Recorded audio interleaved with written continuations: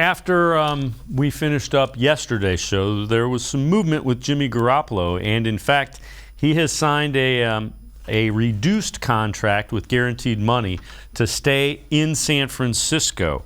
A one-year contract that will keep him in San Francisco. It contains a no-trade, no-tag clause assuring Garoppolo will remain in San Francisco and have the freedom to leave in 2023.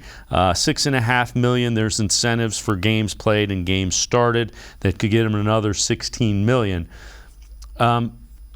What they have done is they have made him more tradable to a team that is willing to give up some capital to get him. It's a win for Garoppolo because he can choose where he goes. He can make sure that if he doesn't like the situation, he can invoke the no-trade clause. If the 49ers are happy with what someone gives them as far as capital, they can trade him.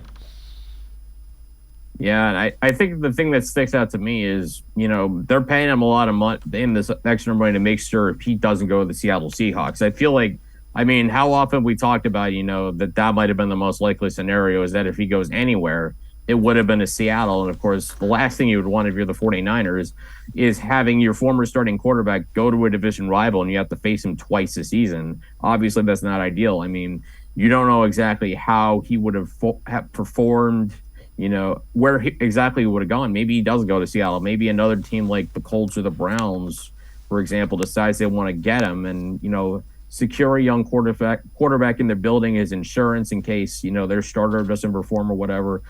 But the thing that sticks out to me is concerning about this from a San Francisco perspective, where are they at with Trey Lance? I think this, as much as I think it's good for Garoppolo to get some guaranteed money, I think this, if I'm Trey Lance, it's kind of rubs me the wrong way because they gave up all this draft capital to go up and get Trey Lance, and they brought Jimmy Garoppolo back before Trey Lance even makes his first start. And Trey Lance did not really look good in the preseason finale against Houston. That was on Thursday night.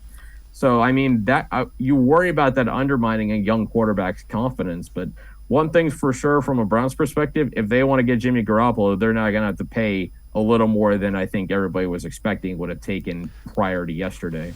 The other thing is contrast Jimmy Garoppolo with Baker Mayfield. And they brought in a rookie, and the Browns brought in an established guy who had some success. So it just shows you, and everybody is talking about the way the Browns treated Baker, the way the 49ers treated Garoppolo. I'm looking at it the way that Garoppolo, a guy that went to a Super Bowl, played in an NFC Championship game as well, handled the whole situation with, we need to upgrade the position and we're going to go draft this guy.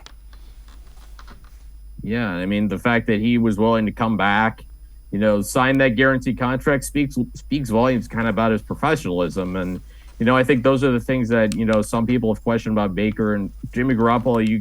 You can't deny that he's a pretty consummate professional.